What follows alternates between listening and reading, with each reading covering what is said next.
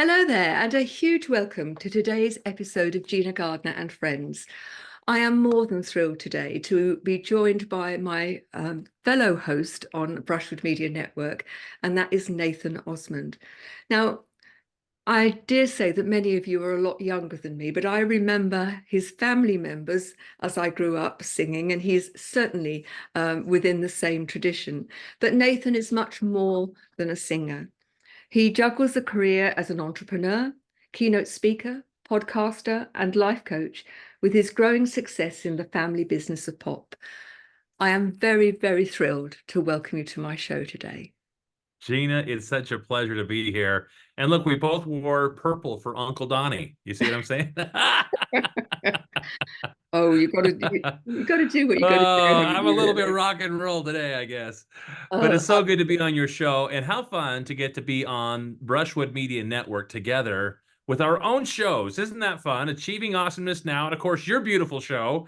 Man, I tell you, you're incredible. I love listening to your show, and I'm so grateful to be here as a guest on yours. This is oh, fun. my pleasure. And it's been too long coming, and I'm really looking forward to it. I want to know why you chose the title to your show. Achieving Awesomeness Now. I'm going to tell you the backstory because I wanted to come up with this name. In fact, I never even planned on doing like podcasts or any of this, radio stuff, but my wife got me to do it. And so I thought, okay, let's come up with something cool. And so I like the word achieving because it suggests to the mind that it takes work, it takes effort. My dad and uncles were known as the one take Osmonds on the Andy Williams shows because they come in and they nail it the first time. Well, guess what? That comes with a lot of work. It You doesn't. have to achieve that. You don't just step up to the plate and wow, they're so good. No, you earn that. So I like the word achieving. The word awesome is a word you can see up here if you have the camera here. Look at this. I got a sign that reminds me that we say that word too much in our family. I bought that sign when my Aunt Marie told me that. So I thought, okay, think of other words like incredible, amazing, right? So instead of awesome, we Osmonds say that word so many times. In fact, I went down to be on the Donnie and Marie show in California at Sony Studios, and I was sitting by legendary broadcaster Dick Clark, and he was there directing and producing the show. And he had this little pen and paper, and he just kept marking these little notes, these little lines on this paper. And I was curious. I had to find out, what does that mean? So I nudged him. I said, what does that mean? Those little notes. He goes, well, every time your Uncle Donnie says the word awesome, I dock him a point. So we were all working on it at the time. So I figured, why fight it? Why not embrace it? Awesomeness. I thought it was a word I made up. Apparently not, but I said embrace that. So achieving awesomeness. And then, of course, I love this Joel Osteen book called Your Best Life Now. And that word now is an acronym which stands for no other way. We don't have any other time but now because we're not guaranteed next hour. You know what I'm saying? So if you want something done, you do it right, and you do it right now. It's the Nathan Osmond way, NOW. You do it right now. So I don't want people to put off to tomorrow what they should be doing today, and that is achieving awesomeness now. So that's why I named it what I did. I think it's a great title, but for some other reasons as well. Because for me, when Mm-hmm. I look at the word awesome, it's about living in a place of awe and wonder, being Mm-hmm. childlike about how enthusiastic and how curious you are about the world, not Yes. childish and throwing your toys out of the pram when things don't go quite your way. But Mm-hmm. ultimately, I think we are all amazing beings. We need to step into that incredible uniqueness of ourselves and embrace it and be the best version of us. But to do that, as you say, you've got to put the work in. And I You think you've got do. to do the inner work as well as all of the extraneous stuff that other people expect you to do. Absolutely. And, I like that you said the word step into. See, there's an action word.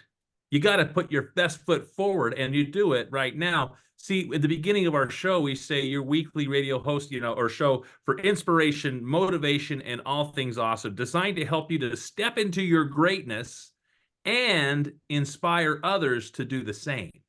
See, I don't want to just inspire one or two or three people out there. I want them to then take what they learn from our show and take it out to the world because, like Mahatma Gandhi says, he says, be the change you wish to see in the world. Right. And so I love that quote because if you want to see the world in a better place, if you want to have people be nicer and kinder, it starts with who? You. So if you want to, you can't make anybody like you, but you can make yourself more likable. You know what I'm saying? But it takes work. It takes humility. It takes learning. It takes testing things. It takes talking to strangers sometimes. It takes listening.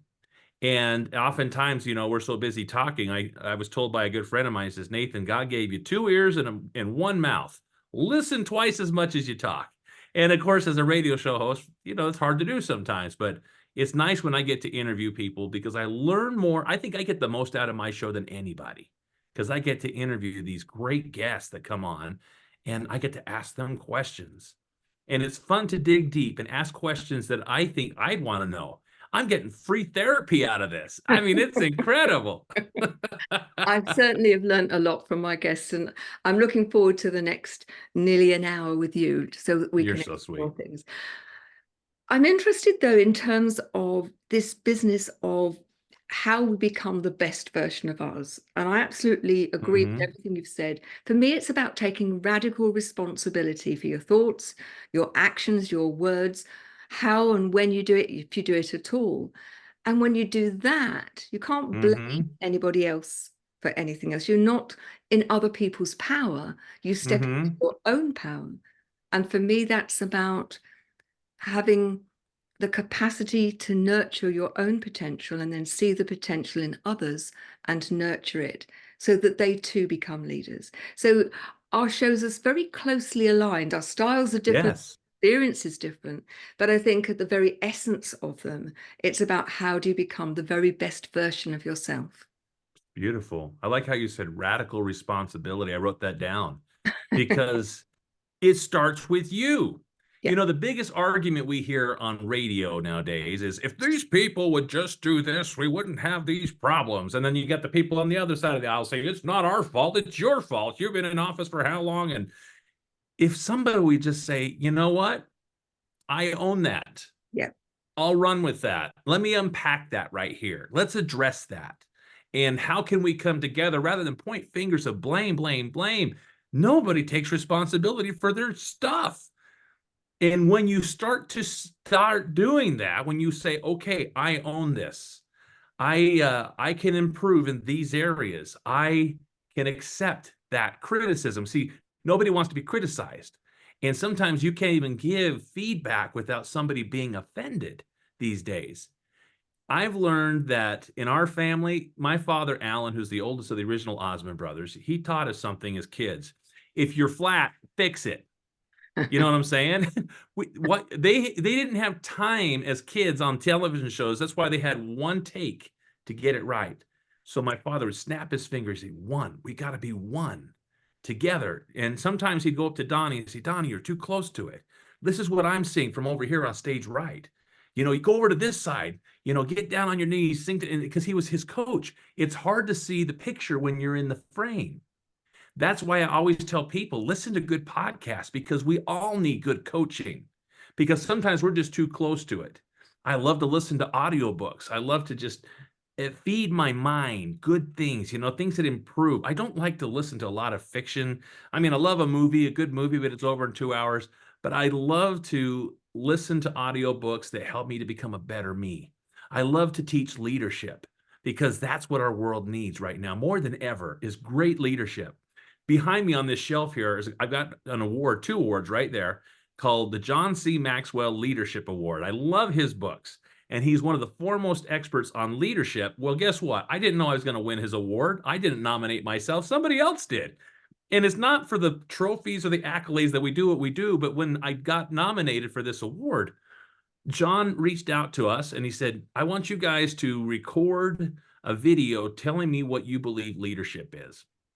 And I really wanted to knock his socks off. So I took a lot of time to think about it, poured my whole heart and soul into it, memorized what I'd written down, looked the camera right in the lens, and I said what I believed leadership was. And it was eloquent and it was like to the point, and I felt good about my submission.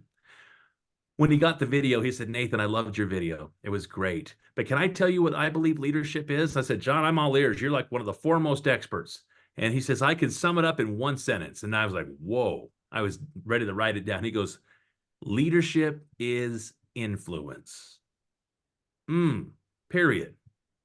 I thought that is so simple and yet so profound. So when I talk on stages and I teach people, when I go to schools, when I teach, big CEOs, and I say, okay, are you a leader? Well, let me ask you the question. Do you influence people? Everyone nowadays, especially young people, want to be an influencer. Yeah.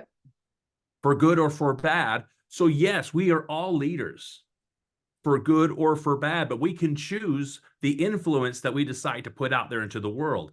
That's why I love being a podcaster and being a radio show host, is because I can now inspire people to step into their greatness. I can utilize these great stories and friendships that I made throughout the years to help inspire the masses. Isn't it so cool that our voices are being broadcast right now, that people are listening into our conversation, that we can choose to lead people down great paths?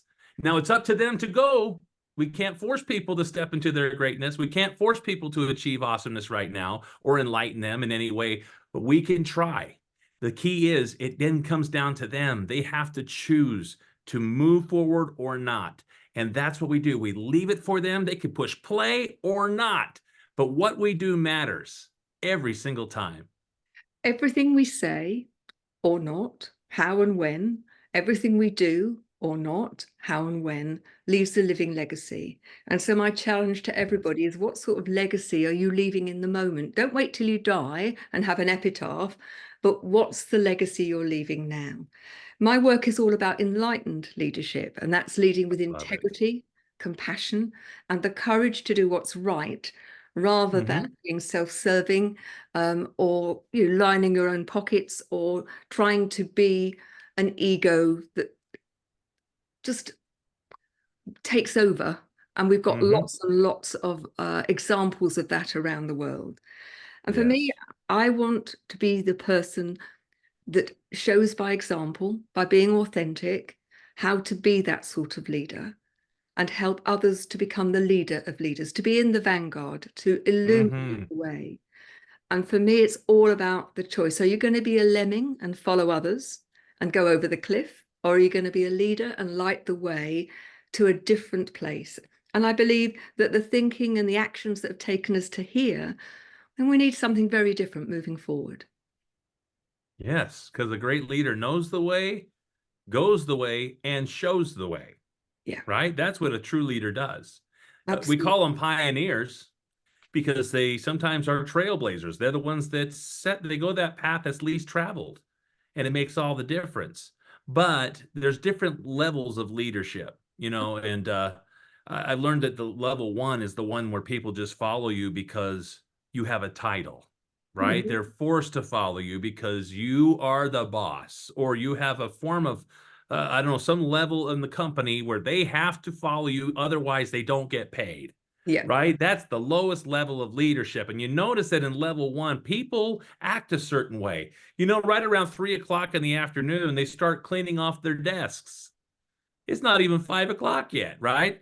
They start to, go to the bathroom because you always want to pee on company time in a level one leadership company, right? You notice that around 4 o'clock, they're putting on their running shoes because they want to get out of there as fast as possible. They even park a certain way. They back in because they want to get out as fast as they can. And when 5 o'clock rolls around, the CEO's going, where did everybody go? You see what I'm saying? So you don't want to be a level one leader. I love level 5. That's where you have earned that leadership. There's different levels too between 1 and 5, and that's like the momentum. When people start getting momentum, people want to follow them. And whatever level of leadership you are at this time, strive to be the leader that people follow because they respect you, because you have earned that title of leader. Now, that takes sometimes decades. It takes consistency. It takes showing up. It takes having that open door policy to say, hey, let me listen to your ideas. A leader listens, assesses it, then makes the call. But a leader encourages feedback from others, I believe, and looks for the best in others. And so you should go and look at my name on YouTube and just type in Nathan Osmond Leadership. You get to watch that John C. Maxwell leadership video I created a couple of years back. I shall go and do that, but I'm not going to do it until after the show. We're going to Sure, I don't mean now.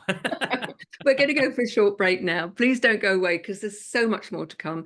When we come back, what I'd like to do is I'd just like you to map out your journey, because there'll be many people here who will wonder what your upbringing and your experience was like being in the Osmond family. So please don't go away.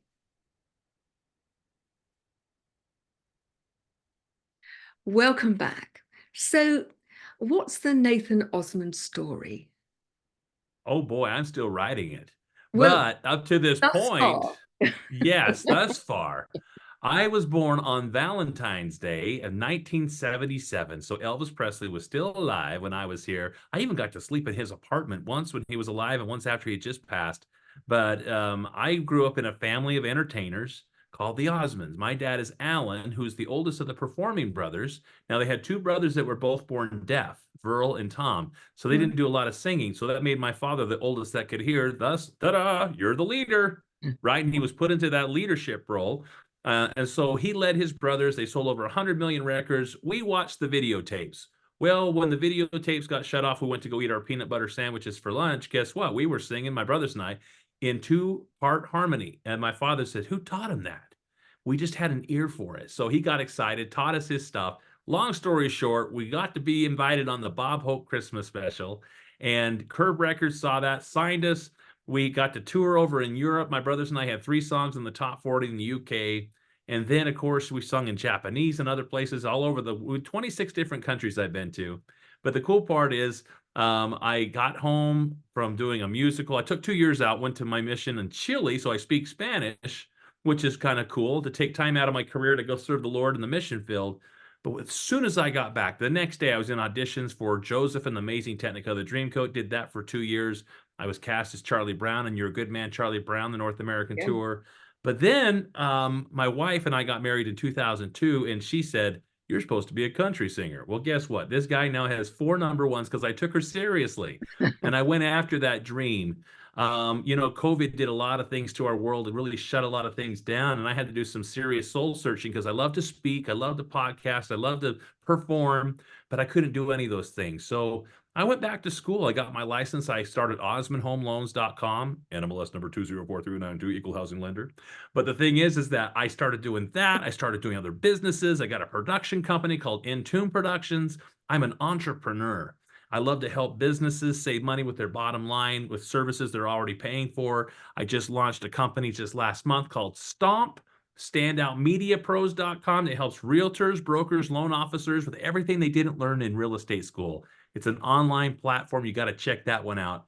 But I'm still just trying to figure out what I want to be when I grow up, because I've got a radio show host now position. I do podcasting. It's just, the key is that every day is an adventure.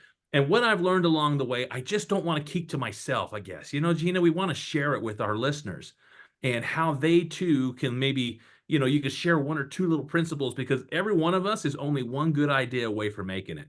One good idea. If you have the guts to go after that one good idea, just like my grandmother, Olive Osmond, you asked about my story. My grandmother, she was a dear friend and close to me as you can get. And she just taught me a lot. You see, she had those 2 sons that were both born deaf. And so she decided to turn lemons into lemonade. And so she decided that she was going to teach them how to tap dance, how to play saxophone, run the fan club, do all these things, build confidence in them. But not only that, but also help other families that were going through the same thing she was going through with her children. So she started Osmond Foundation for Children of the World. Here's the cool part, that she was approached by John Schneider from Dukes of Hazzard, that TV show, and our friends Joe Lake and Mick Shannon. They came up to our house around our kitchen table with tuna fish sandwiches and said, hey, we have this idea. We need a studio. We know the Osmonds have a studio. You have a nonprofit as well. We need a nonprofit to do this, but we would like to do something that helps everybody. So my grandmother thought to herself, that's a great idea. Why just help one little thing, deafness? Let's do something that blesses everybody. So we changed the name from Osmond Foundation for Children of the World to Children's Miracle Network. Because it's not about the Osmonds and pat ourselves on the back. It's about the kids. And so now they've raised over $7 billion for children's hospitals all around the world. And the cool part is nobody really knows that my grandma is the one that started that. And on her deathbed, she couldn't talk. She had a tracheotomy, so she tapped my dad. She had been in a coma. And so she needed to write something down. So he gave her a pad of paper, and on this piece of paper, we have it in her own writing. She says, Alan, there is no limit to the good we can do if we don't care who gets the credit. Why did she have to come back from a coma to tell us that? Do you know, You see, that that's is the so profound. If you think she how lived many that. people see they're only kind if somebody's going to see them being kind. Mm-hmm. And for me, the unconditional love, the unconditional kindness, where the reward is in the knowing that you're making a positive difference, seems to Yes. me to be so much more powerful. Mm-hmm. What a Oh, yeah. wonderful example. What a legacy. And here's the point. There's no limit to the good we can do if we don't care who gets the credit. She never did it for self-serving purposes. She just did it because she loved the children. She would go into these hospitals, and I went into hospitals with my brothers. We were the youth chairman for that charity. And I got to see these little kids with leukemia, burn victims that were my age as kids. And they're looking at me going, it's a great day. And so people always ask me, why are you always smiling? Why are you always so happy? Well, listen, maybe you need to go visit a children's hospital, Mhm. because if a child that with leukemia or a burn victim can look me in the face and tell me it's a great day, then what do I have to complain about? That's called perspective. And so if you just are feeling down and out and you need a pick me up, go serve somebody. Go do something that for someone else that could do nothing for you. Go find a service project and then tell me how you feel an hour later. When you forget yourself in the service of others, you find yourself, I think right? There's that a is great so book that true. teaches us that. Yeah. Absolutely. And I think for many people who are struggling with depression and mental health, Mm-hmm. but when the focus comes from you, and I'm not making light of it at all, but I know No. from working with many people as clients that once they're able to focus on doing something to help someone else, Mm-hmm. they get a sense of self-worth that perhaps they didn't have before, and their perspective changes and their capacity to manage life changes for the better. Yes. Like my favorite book says, charity never faileth, right? Yep. And you talked about how some people do things to be seen of other men and they get their reward that way. But the old basketball coach John Wooden once said, be more concerned about your character than you are your image, because your image is only what people think you are, whereas your character is what you really are. And It I goes like that quote. it goes back to being genuine, being authentic, being Yes. truly the you that you're meant to be. And I think at essence, we are amazing beings. I've said that already in the program. And when we Mm-hmm. stand in our truth and we are really being the best version of us rather than worrying about what other people think or wanting to fit in because we think other people expect something of us, we give ourselves the freedom to be us. Yes. And I your love that. grandmother, I mean, what an amazing example. But I think people listening to this may be thinking, well, you know, there were a family who actually did well.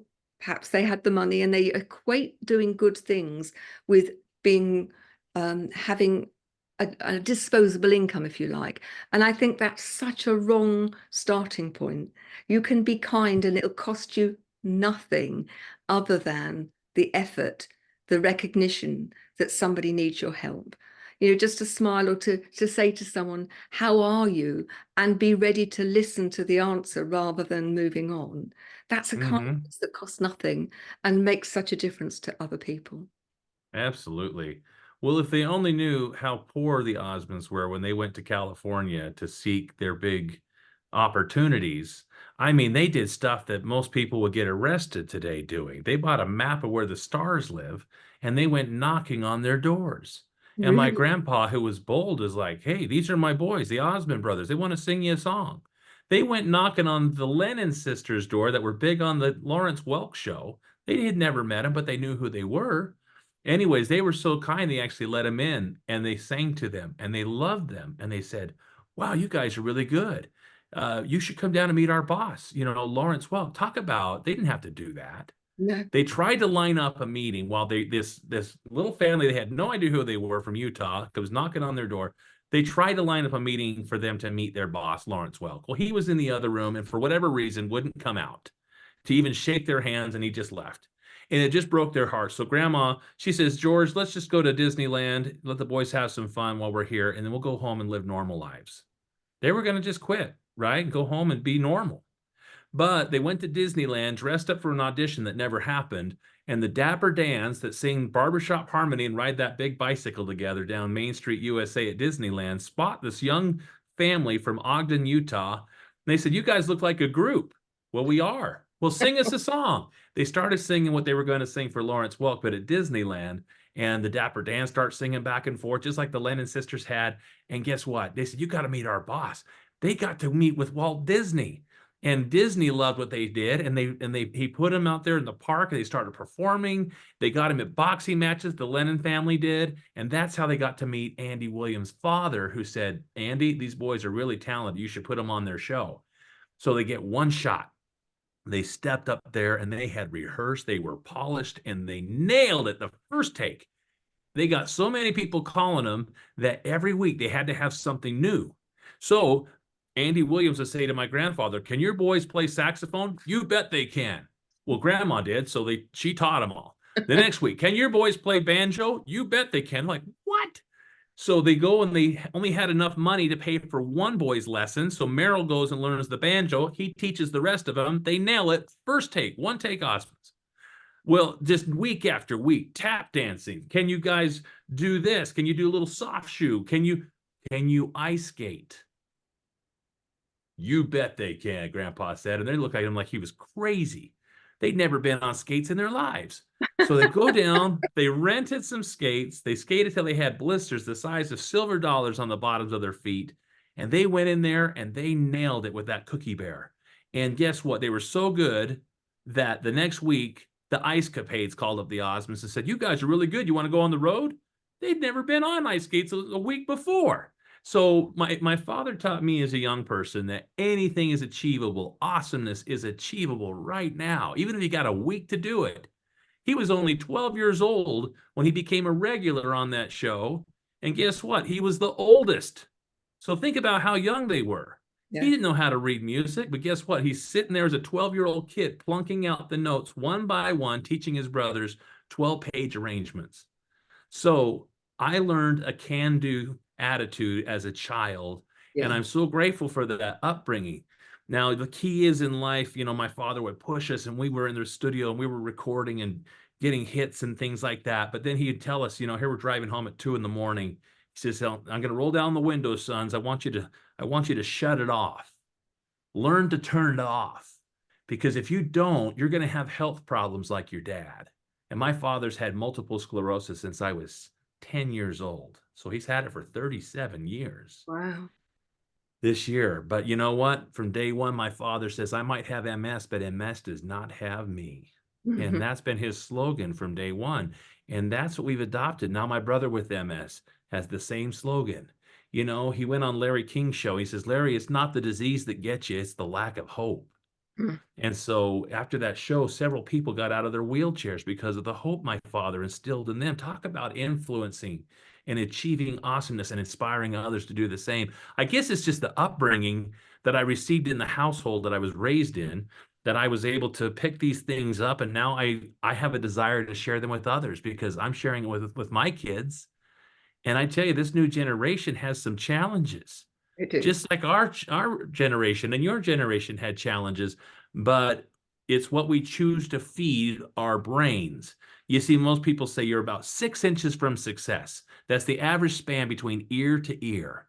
And it's what happens within those 6 inches that makes all the difference. So listen to Gina daily because she's going to fill your brain with so many good things.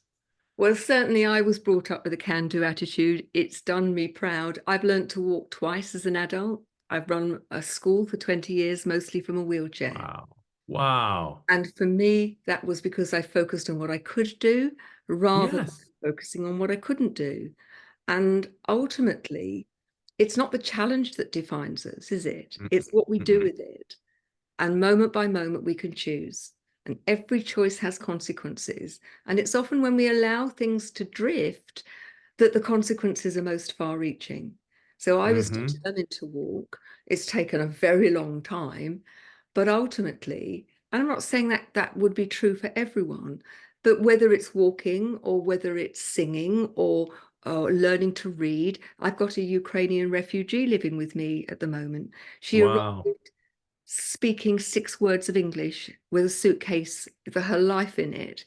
And she's been doing an English test tonight and struggling with it. She's done so well. She's been here 20 months, but spoke not a word other than those yes, no, please, thank you, hello, and goodbye. Mm-hmm. But she works at it and she's determined to do it. And, you know, when you have that resistance, that persistence, my mum used to call it bloody mindedness, it can make Mm, absolutely. We're going What a to story. go. Yeah, well, isn't it true that when it's our story, you don't see it as a story, it's just what we do. When other Mm. people listen, they think, wow. And I listen to your family story and think, my goodness me. Um, but we're going to go for a short break now. And when we come back, I want to talk to you about how we can help people overcome what they see as the many challenges that are around. And I think the secret is mindset, but I'm sure there are other things that you can that you do suggest and teach. And I know there's plenty that I do. So please don't go away. Be back after the break.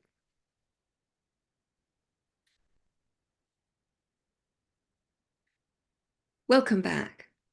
We live at a time when there are huge challenges. You know, people are worried about the cost of living. They're worried about the huge levels of dissension. There's war, there's polarization. On a day-by-day basis, many people are worried about the bills. They're worried about how they can make their way through life. Relationships are challenging, whatever it is. What for you would you say to people? What do you say to people to help them take charge of their life, to have a can-do attitude? Hmm. Well, the key is understanding why they want what they want. And a lot of times we don't know why we want what we want. We don't take the time to stop and think for a few minutes. You know, just like when I was in New York City, I was doing an event with a guy named David Bach, who's a best-selling author, Smart Women Finish Rich, the Finish Rich Workbook, Automatic Millionaire. I seen him on Oprah's Debt Diet, and I was excited to introduce him. But he comes up to me and he says, Nathan Osmond, do you want to be rich? I said, what do you think I said? Heck yeah. And he says, gotcha. You see, that is a trick question. Everybody says they want to be rich. Here's the real question, Nathan Osmond. Why? And then we started talking about things that really matter. It reminded me of the book called Man's Search for Meaning, Dr. Viktor Frankl. You know, he wrote in his book the following words. He says, don't aim at success, for success, like happiness, cannot be pursued. It must ensue, and can only do so as an unintended side effect to one's dedication to a cause greater than oneself. And that's kind of fancy talk. But then he kind of simplifies it in the next sentence. And he says, if you understand your why, you can endure almost any how. You see, how is none of our business. The why is what counts. When you have a big enough why, the how takes care of itself. You see, there was a guy that woke up one day. He had his brother had just passed away, and he opens up the newspaper and he reads not his brother's obituary, but the author of this article messed up, and he thought it was this guy that died. Well, Right. guess what? He learned a lot about what the public thought of him. You see, he had created this thing called dynamite and black powder, and he was known as the merchant of death. He didn't know people thought of him that light, that they had used, you know, his invention to blow people up and countries up and start wars and all this stuff. And he was being quoted as the merchant of death.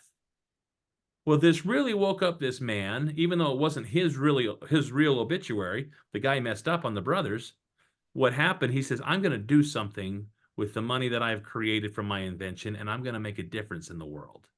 Well, this man took this fund, he created this fund, and now every year he donates $1 million to a person or an organization that furthers the cause of peace. The man's name, his last name, you may have heard of it. It's called Nobel. Alfred Nobel, the merchant of death. Do you think of him as a merchant of death when you hear his name? No, you think of somebody that furthers the cause of peace. So even if your life is on the wrong track and you've got the worst public image out there, you can do something about it if you're still 6 feet above ground. Do something today to change your legacy. You know, like my grandmother did with her Children's Miracle Network, or like Alfred Nobel did. You know, every one of us makes a difference, and I can prove it. You see, there was this idea back in 1963 in the New York Academy of Sciences called the butterfly effect. Edward Lorenz came up with this idea that butterflies could flap their butterfly wings and move air molecules, which would then in turn move more air molecules until it would create a big storm on the other side of the world. And they laughed it out of the New York Academy of Sciences, said it's ridiculous, but it was interesting, so it stuck around. Well, after further looking into the butterfly effect, scientists actually found that it works every single time, and not just with butterflies, but with every form of moving matter, including humans. They even gave it the status of a law, like the law of gravity.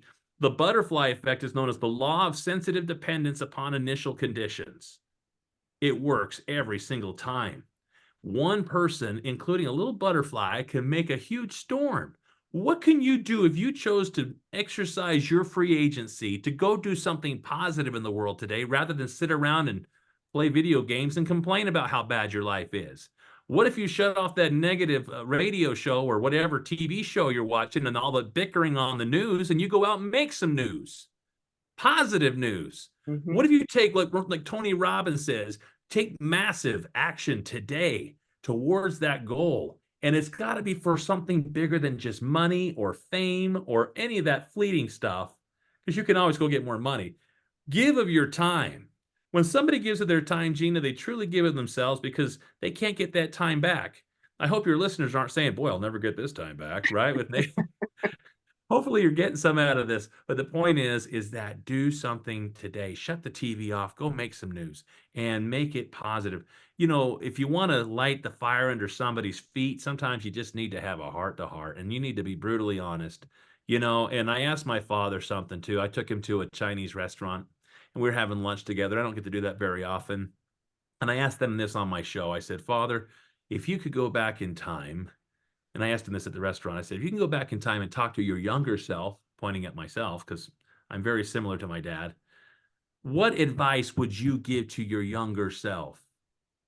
We should all ask ourselves that question, because he gave a smart aleck remark, you know, and laughed it off. But then he really thought about it. And he says, you know what, son, here's what I'd say to myself. It's not who you are, but who you become that ultimately matters. Sometimes we're not where we want to be in life right now. It's not over till it's over. See, I carry this little ring on my finger. It says ETTE. That stands for endure to the end. And that's our family slogan. We get it from the scriptures. But the thing is that that's a daunting thing to say to somebody that's not in a good spot. And just endure to the end. That could be how long from now? Sometimes I tell people, shorten this little ETTE, endure to the end, ... of the day. Bite size. Endure to the end of the hour. Mm-hmm. You know what I'm saying? If you break it into bite-sized pieces, it's better. And the nice thing is, look for the sweet things in life right now. You know, Helen Keller could have complained, but you know what she said? Life is short and unpredictable. Eat the dessert first. We can do the same thing. You know, I loved her attitude, because she could have just rolled over. She was blind, dumb, and deaf. What do you have to complain about? Look what she did with her life. Let it inspire you. I love biographies. I love learning from history. You know, there was a gentleman, Andy Andrews, who taught me the power of that butterfly effect, because he said something. He said he was in a hotel room one night, and he says he was ironing his shirt. And in the other room, Peter Jennings was doing the person of the week. And the person of the week this week was Norman Borlaug. And he was like, what? He put the iron down. And he said, Nathan, I ran in the room, looked on the television. I couldn't believe this 90-some-odd-year-old Norman Borlaug was still alive. He knew who he was. He was being credited for saving the lives of over 2 billion people and counting, because he had hybridized a certain type of corn and wheat that was planted in all these arid countries in South America and South Africa, Siberia. And he had saved the lives of over 2 billion people in counting. But Andy told me, Nathan, this bothered me because I knew it wasn't Norman Borlaug that saved the 2 billion people. It was the vice president, Henry Wallace. Under Roosevelt, some people say, I thought that Truman was his VP. Well, he was, but he actually had more than one VP. His very first vice president was a guy named Henry Wallace, who, while he had that position of vice president, went down to Mexico, opened a post with the sole purpose of hybridizing corn and wheat, and he hired a young Norman Borlaug to run that post. So I'm thinking Henry Wallace should be the person of the week, right? Unless maybe it was George Washington Carver. You know, you like peanut butter and barbecue sauce and Worcestershire sauce. Guess what? You can thank George Washington Carver. But when he was a young student at Iowa State University, he had this dairy sciences professor that would send him out on Saturdays and Sundays to go study plants. And he would send his little son with him. His 9-year-old boy would go out with him to be inspired by Washington Carver. And the thing is, while he's flapping butterfly wings on peanuts and sweet potatoes, and on that victory garden that fed half the United States during World War II, when nobody was looking, he's flapping his little butterfly wings into the heart of a young little Henry Wallace, showing him what plants can do and the lives they can save. So I'm thinking George Washington Carver for person of the week. Aren't you, Gina? Unless maybe it was just that little farmer from Diamond, Missouri. You know, he lived in a slave state. His name was Moses and his wife Susan, and they didn't believe in slavery, which caused problems with these radicals like Quantrill's Raiders that would come in and shoot people and burn barns and steal horses. And they did the same thing to Moses's farm one day. And they rode off with this lady because she refused to let go of her baby boy. Her name was Mary. And this made Susan so sad because they were best friends. So they did something. He put a poster over here, an inquiry over here, and a few days later, 3 days later, Moses was able to line up a meeting with an offshoot group of that radical group, Quantrill's Raiders, in a crossroads in Kansas on a cold January night. And they come riding up on their horses with their burlap sacks and the holes cut out for their eyes. And they throw to him something in this bag in exchange for his only horse, and they ride off in the night. Well, Moses gets down on his hands and his knees, and he opens up that burlap sack, and he pulls out this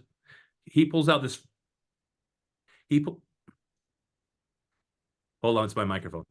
He pulls out this frozen, almost dead baby boy. And he stuffed him in next to his skin in his shirt, and he walked that baby out talking to him because he knew his mother Mary had already been killed. And this is how Moses and Susan Carver came to raise that little boy, George Washington. So if you stop and think about it, wasn't it truly the farmer from Diamond, Missouri, who made that one move that one night to save the lives of over 2 billion people and counting? Unless you never know. No, we don't know who it was that made one move one day that saved the lives of over 2 billion people and counting. And who knows who it is in our listeners' lives today, Gina. There are yet generations yet unborn that whose very existence depend on what they do today, tomorrow, and the next day, because everything that we do matters and everything that we don't do matters. And once you grasp that concept, boy, you feel a responsibility to those around you. The entire world is counting on you. We're back to radical responsibility. And it may not be 2 billion people that you save, but ultimately you have the capacity to make a positive difference to not only yourself, but everybody around you. And I liken it to a stone being thrown into a pond and the ripples going out. And that, you know, many people don't do anything because they don't feel they can do something huge. Ultimately, if you start with small things, they will ripple out and you'll impact other people who will in turn impact other people. That's right. We've got to go for a short break, but please don't go away because we're by no means finished. See you in a minute.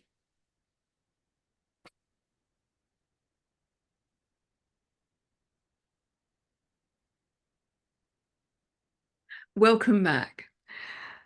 In the last part of the show, I want to challenge you. You've done a huge amount in your life, and there are those who, having listened to what you've had to say or listened to your show, would think, wow, here is a guy that's grabbed life by the throat and really lived his life fully. But when you look at life from my perspective, and I'm quite a lot older than you, you've still got a huge amount of life to go. I recognize the theme of your why, but what's the big dream for you? Or the next dream for you, if you don't know the ultimate dream? I think your perspective changes as you get older. I just turned 47, and that isn't that old. I've still got a lot of life in me, at least I think I do, From my perspective, you're still a baby. Okay. And that's the thing, is that none of us know our time. No. It doesn't matter how much money you have in the world. You know what, you look at the founder of Apple, Steve Jobs. What was his dying words? Oh, wow. Oh, wow. Oh, wow. And then he died. He Hmm. saw something that blew him away. Here's the creator of the iPod, Yeah. you know, and how many other inventions. But the thing is that none of us know our time. No matter how much money you have, you cannot buy a single second more of life. So why not live it now? So many people put off till tomorrow what they could do today. Oh, when I hit this benchmark, then I'll choose to be happy. Why not choose to be happy before you get there? Right? Heaven can be a place on earth, like the song sings. And I think that is absolutely true. But the thing is that for me, I just want to leave an impact. I want to let people know, hey, you know what? When I'm long gone, I hope that you think about, when you think Nathan Osmond, you think of somebody who loved the Lord, somebody that loved God. He loved to serve his fellow man. He was a patriot. He's someone that was not afraid to speak up for what was right. He was a man of integrity, that his word was his bond. And you know what? To God be the glory is what I say. But the thing is that that's my desire, is to just bring people to a knowledge of who they are, and not only that, but whose they are. A lot of us feel alone in this world right now. I tell people, don't be proud of who you are, be proud of whose you are. And a lot of them don't know what I'm talking about. I'm sure they don't. But I I think took 2 years out of my life to go tell people in Chile what that's all about. And I love sharing that with others, not because this is a religious podcast or not because I'm some zealot, but because I found that there was a purpose. The Osmonds recorded an Osmond album that was their biggest rock opera of all time, called The Plan. And you should go listen to that rock opera, because you'll start asking yourself some deep, dark, not dark, deep, thoughtful questions. Like the song Traffic in My Mind. Which road do I follow? Are you up there? It's got to be the last days. Let me in. All these songs have meaning, and a lot of people didn't know what they were buying when they bought them in the 70s. But I believe that music is power, because it goes beyond the conscious to the subconscious. It goes to the heart, and music has power. I want to create more music here, Gina, in my career. I'm not done. There's still great music within me. I'm so grateful that I still have the opportunity to get on stage and not just speak or get on a microphone and record, fun radio shows, but that I have the opportunity to let the music come through me. And my Aunt Marie had an album, called Music is Medicine. I really believe that. So if you're ever having a hard day too, find yourself some great inspiring music. I do that all the time. I put on these same headphones you see on the screen here, and I just listen to inspired music. I hope to record music that will outlive me for decades and centuries, that people will turn to be enlightened, inspired, and help them to achieve awesomeness right now. you've given us a great model, haven't you, for people to aspire to. And I think, there are millions of people who listen to our shows, and for that I am Mm-hmm. truly grateful. And I think if every one of those people who listens to the show took one action in each day to do something Yeah. else, that in itself would make a profound difference to Mm-hmm. themselves and to other people.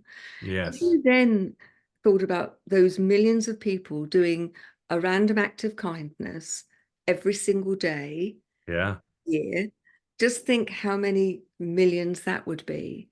And if their parents, if they taught their children to do that, taught them to collect gratitudes each day, to be grateful in the moment for all of the things we have. Because if you're listening to the show, the chances are you are in the top, few percent of the world in terms of your affluence and your privilege, that if you were just grateful, that gratitude raises the vibration, being thankful, Mm. being kind, coming from a place of love. And I think too many people think that love is pink and fluffy.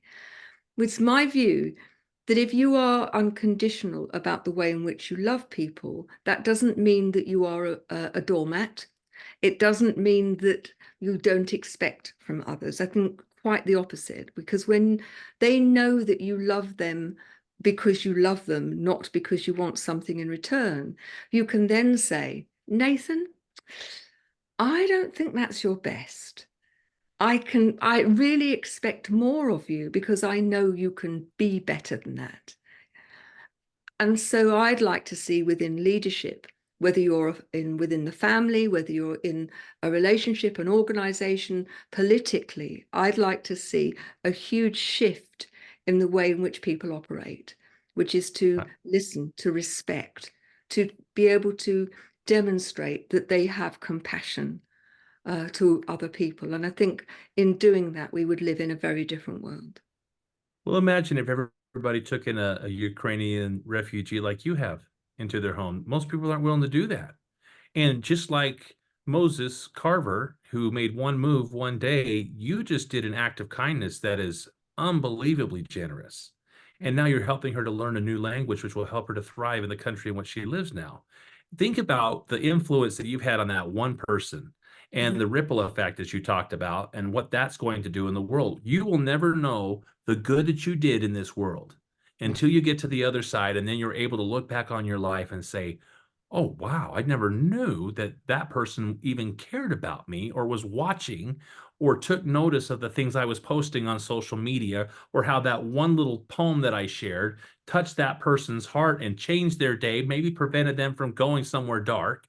You know, there was a lady who was listening to this podcast. There was a radio DJ from England, and he heard we were talking about suicide. I talked about this song that I sang called Don't Go There. He reaches out to me after that podcast and he says, Nathan, would you send me that song? I said, it's not released yet, but I'd be happy to send it to you. He says, there's a girl over here in England that needs to hear that song. And so I sent it to him. 3 days later, he reaches out to me again and he says, Nathan Osmond, you just saved a life. Mm-hmm. And I'm like, what do you mean? You remember that song you sent me? I played it for that girl. She was at the point of no return and she decided to stick around and not go there. And so it just made me cry. I was like, well, heck, if all my show ever did was save that one girl's life, then it was worth every episode I worked so hard on to get out there and onto Brushwood Media Network. We don't know the good that we're doing, and you're doing better than you think you are. So don't buy into the naysayers. Don't buy into the toxic dream busters, the people that tell you you're worthless. Don't buy into that. Shut it out. Don't tell everybody what your dreams are. Just go after them. Like my country music. I didn't tell my family I was going to Nashville to pursue a music career. You know why? I didn't want to be talked out of it, Gina. And everyone that's listening to me has a loved one that just loves them so much they just don't want to see them get hurt. Well, guess what? It's your life. Go live it. And then once you start getting the results that you want, go get your 4 number ones. Then people are going to start asking you, how did you do that? And isn't that a much better question to answer than you can't do that? So here's the point. Here's the secret in success and awesomeness. Stop talking about your dreams and go start living them.